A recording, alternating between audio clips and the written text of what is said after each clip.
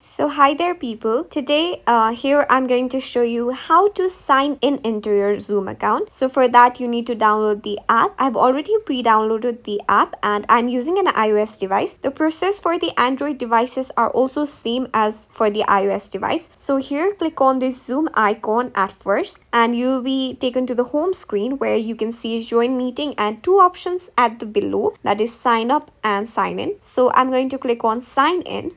And here it will ask you for your email address and password. You need to give it the email address and your password for the email address that you've made during signing in. And now you need to click on sign in.